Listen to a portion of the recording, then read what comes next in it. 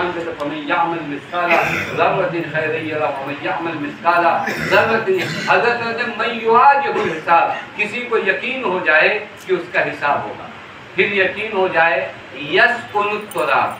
अजीब जुमले हैं, मैंने उसके वाक़ई ये कलाम कहीं और नहीं मिलते, सिर्फ जरे अहले बैत से।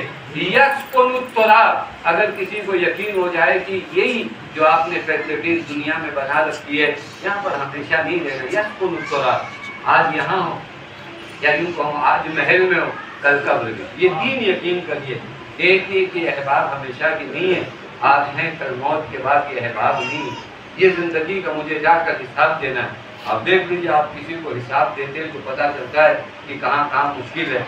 जब हिसाब नहीं होता तो हमको लगता है बड़े ठीक ठाक आदमी, हिसाब होने लगता है तो पता चलता है यहाँ खराबी। आप देखिए कितनी मरतब चेकिंग होती है, जब किसी के सामने बड़े के सामने हमको हिसाब देना पड़ता है, 4 मरतब जोड़ते पता चला 5 रुपया वहाँ से कम हुआ, 10 रुपया वहाँ से कम हुआ। जब तक नहीं जोड़े थे, जब तक नहीं हिसाब हुआ था, हमको लग रहा था नहीं सब कुछ ठीक चल रहा है। थोड़ा से बैठ कर अगर आप अपना हिसाब लेना शुरू करें ना, मैं अपना हिसाब लूँ, आप अपनी ज़िंदगी का हिसाब लीजिए, तो पता चलेगा ज़िंदगी में प्रॉब्लम कहाँ है, ज़िंदगी में मुश्किल कहाँ है, हुकूक कितना ज़ाहिर हुए माँ बाप की निस्बत, ये हिसाब अभी तक किए ही नहीं। और जब तक हिसाब नहीं करते तब तक खुद ईमानदार लगते। और ये ईमानदारी का जो नशा सवार होता है ना, ये नशा सवारी उस वक्त होता है जब तक हमने हिसाब नहीं किया।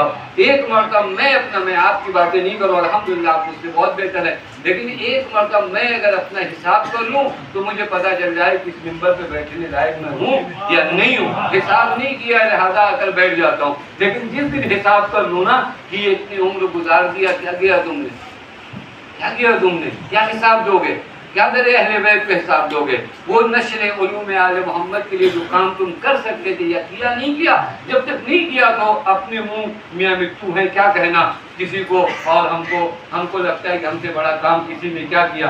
ये हिसाब हज़रत फरमाए युवाजिहुल हिसाब, जिसको यकीन हो जाए कि उसको हिसाब देना है। वयस्कुनुत तुराब, और जिसको यकीन हो जाए कि उसे यहाँ हमेशा नहीं रहना है, कब्र में जाना है। और यकीन हो जाए, मालूम है क्या यकीन हो जाए, यस्तगना अम्मा खल्लफा, कि वो कल वो तमाम चीज़ें छोड़ कर जाएगा जो उसने बनाया है।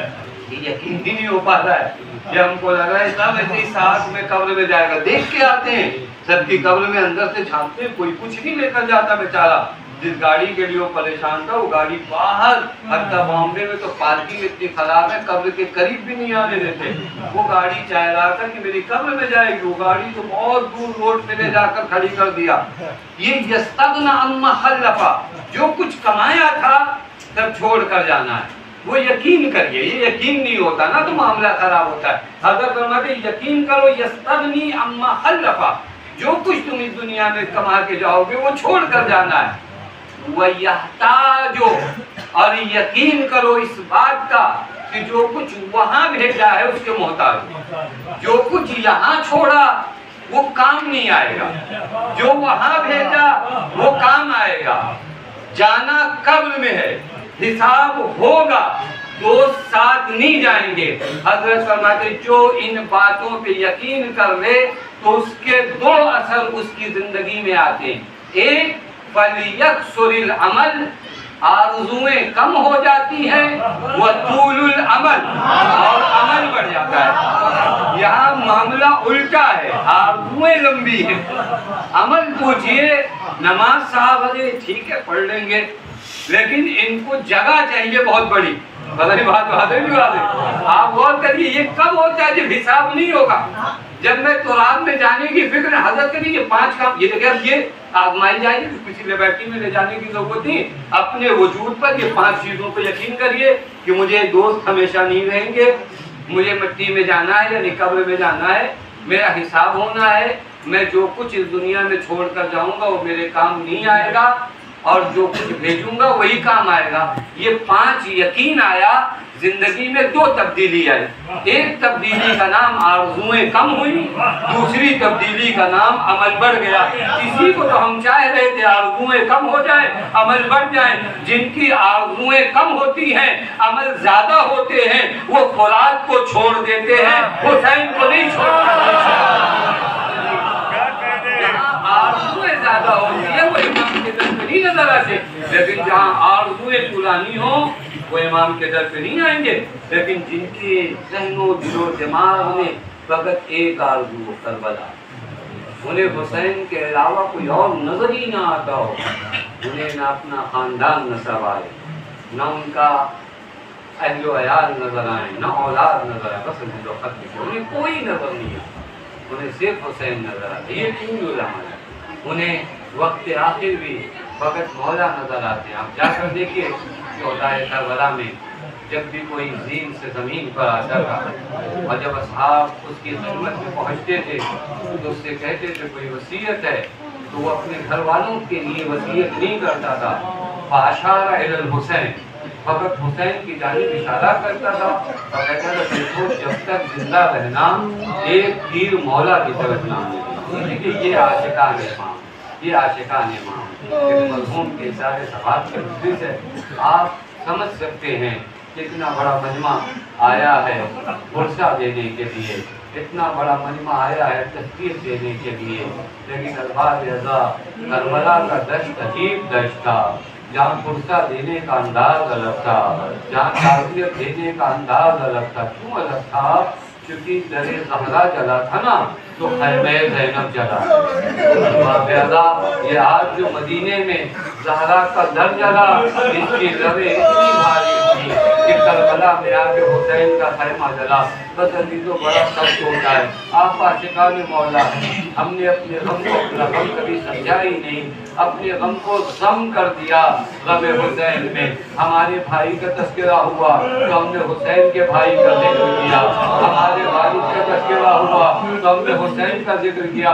बस अजीज़ों इतने दिनों तक आपने बीबी ज़हरा के मसाइब उलमा से सुने, लेकिन मेरा दिल चाहता है अब करीब आ जाऊँ ज़हरा के उस लाल का मसाइब पढ़ने के लिए।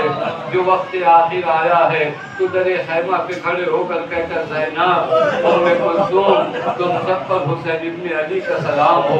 अल्लाह अकबर, खुदा न करे ये आवाज़ ज़ैनब सुन ले, क्योंकि ज़ैनब के लिए बड़ा सख्त है हुसैन आकर ये पैगाम अदा कर दे। बस अजीज़ों एक मर्दा पहनने का भैया ऐसे नहीं जाना है, थोड़ी देर के लिए खैमे में आ जाइए, आखिरी मर्तबा आपका दीदार कर लूँ। अजीज़ों हुसैन खैमे में आए। अरबाब मकासिद कहते हैं कि बीवियों ने हल्का बिछाया और इमाम को देखे जा रही हैं। शायद हर बीवी निगाहों की ज़बान से इतना पूछ रही है मौला जा तो रहे हैं, बस इतना बता दीजिए ये नामहरमों के मजमे में शहदानियों को किसके सहारे छोड़े जा रहे हैं।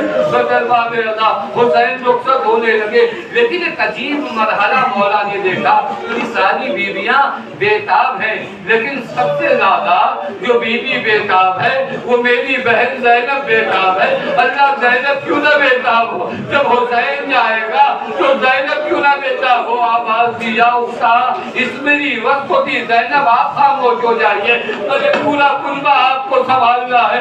बस अजीजों ज़ैनब को समझा दिया, ज़ैनब को तलकीन सब्र दे दी, लेकिन एक मर्तबा का बहन अरे मुझे आपके बीमार के खैमे में भी ले चलो, मैं अपने बेटे से रुखसत हो लूं। बस अजीजों अजीब अंदाज है आगे का, ज़ैनब आगे आगे है, हुसैन पीछे पीछे है।